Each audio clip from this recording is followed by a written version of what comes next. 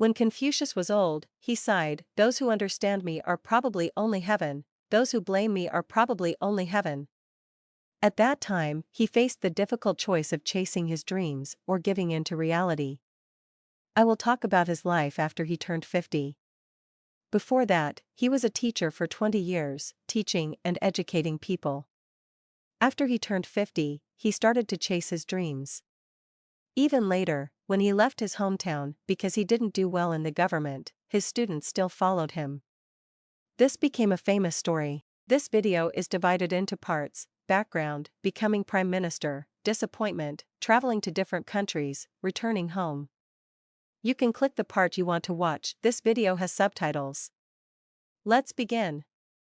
At that time, China was the Zhou dynasty, about 2,500 years ago.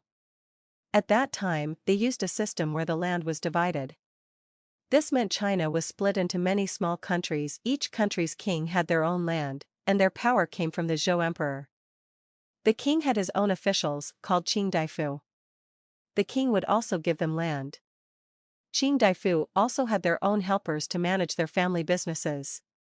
By Confucius's time, the Qing Daifu had taken control of the government, and the king had no real power. The state of Lu, where Confucius was born, was like this. It was controlled by three powerful families, the Jisuan, Shusun, and Mengsun families. They made the king of Lu powerless. Ji Huanzi was the leader of these families. Confucius's dream was to do something important in politics and make people's lives better. What does this mean? Simply put, a king should act like a king. He should love and care for the people. Officials should also act like officials. They should not take too much power. They should not make the king powerless. Using proper behavior to keep society stable. His ideas were to fix the problem of kings not acting like kings and officials not acting like officials. This is very different from today's China. The most important thing for his ideas to work was for the king to be a good person. This was, of course, very difficult. When he turned 50, he got a chance close to his dream. The ruler of Lu at that time, Duke Ding of Lu, decided to make changes. Because Confucius's ideas matched his the most, he made Confucius the Grand Minister of Justice of Lu within a year. This was like the Prime Minister today. Before this, Confucius had been a teacher for 20 years and had never been in politics. His promotion was so fast that Confucius had to think about a good future. You might think Confucius's future would be easy, but that's not true. His life was going to be bumpy. The three powerful families of Lu had built 3 cities on their own lands: Bai for the Jisuan family, Chung for the Mengsun family, and Ho for the Shusun family. They were almost as big as Lu's capital city. Because the walls were very high, these cities were almost impossible to attack. But these cities were not fully controlled by the families, because their own helpers also wanted to be powerful. They also wanted to control the families.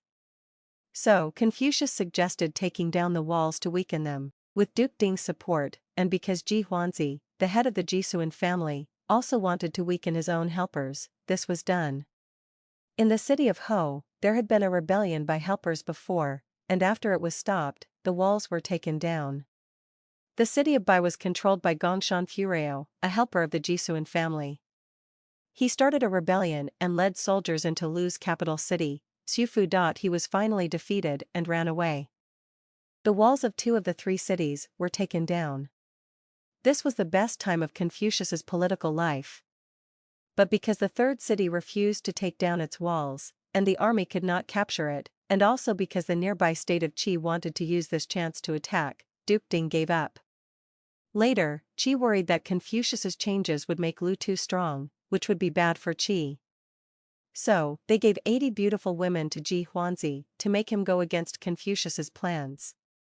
As Ji Huanzi slowly moved away from Confucius, he lost hope of making his dreams come true in Lu. Even so, Confucius did not change his mind. He took his students to travel to different states, still looking for a ruler who would accept his ideas.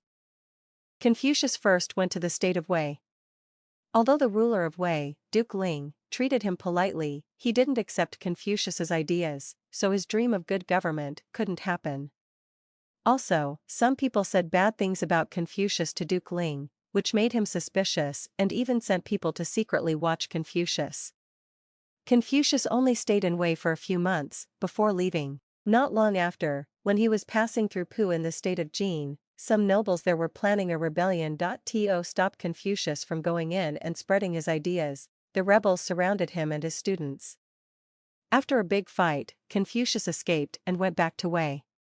Duke Ling of Wei often asked him if he could help make Wei's army stronger. But Confucius politely refused, saying he was better at things like ceremonies and proper behavior.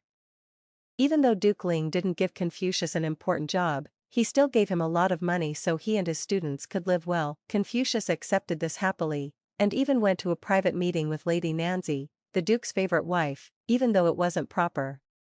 This was because Lady Nanzi was favored by Duke Ling and was also known for having affairs with other men.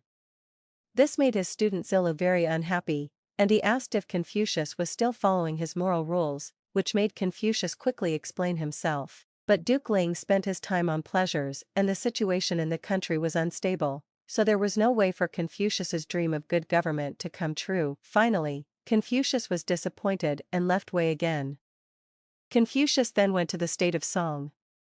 When he was teaching there, some old-fashioned people tried to stop him. Sima Huan Tue, a powerful official in Song, worried that Confucius's arrival would threaten his power, so he ordered people to cut down a big tree where Confucius often taught, to scare him. Confucius had to dress like a slave in Song and quickly escape the city. When he got to the state of Jing, he didn't get to meet the ruler and almost got separated from his students on the way. He was in a terrible situation and some local people even made fun of him, calling him a homeless dog. Having nowhere else to go, he went to the state of Kai and luckily met Duke Zhao of Kai. But Duke Zhao, like Duke Ling of Wei, liked practical things and didn't want to accept Confucius's ideas about proper behavior and good government. The rulers at that time wanted to make their armies stronger to survive the fighting between states. Because Kai was more stable than other states and it was easy to gather students there, Confucius stayed there for several years. He really wanted a ruler to value his talents and give him a chance to make his dreams real. At this time, King Zhao of Chu heard that Confucius was in Kai and asked him to be an official. Confucius accepted with great hope. But on the way to Chu, nobles from the states of Chen and Kai, afraid that Confucius would help Chu become too strong and hurt them, joined together and surrounded Confucius and his group. This lasted for 7 days. Everyone was tired and worried, and some of his students even started to doubt Confucius's ideas. Even so, Confucius stayed strong and said his famous words, "A gentleman endures hardship, a small man in hardship does bad things." Later, Confucius sent a student to escape and tell Chu what had happened. Officials from Chu then found out and came to help, ending the siege. After that, Confucius and his group went to Chu, and King Zhao of Chu showed respect to Confucius. Unlike other rulers, King Zhao was very interested in Confucius's theories and was even thinking about giving him land. It looked like there was hope, but things were still difficult. The ministers in Chu strongly opposed Confucius and even planned to kill him. Feeling he was in danger, Confucius had to leave Chu. After wandering for more than 10 years, Confucius was now 68 years old. His initial grand ambitions had now failed. Exhausted in both mind and body, he returned to the state of Lu and from then on, no longer took part in politics. This didn't mean he gave up, instead, he changed his focus to teaching, using writing to carry on his dreams. Even when Confucius was 71, and the state of Qi had a case of a minister killing the ruler, he still wanted to keep his ideas of proper behavior and music, asking Lu to send troops to punish Qi, but they refused. In his later years, Confucius often said, "The Wei has been gone from the world for a long time." This deep feeling of failure and loneliness stayed with him through the rest of his life. What he was fighting against was not just the rulers and officials of different states holding on to power, but also a time that didn't agree with his beliefs. If you imagine being in Confucius's place, can you understand his helplessness? But this persistence, this spirit of not giving up, always gives us inspiration. Have you had similar experiences? To Confucius, feel free to share in the comments.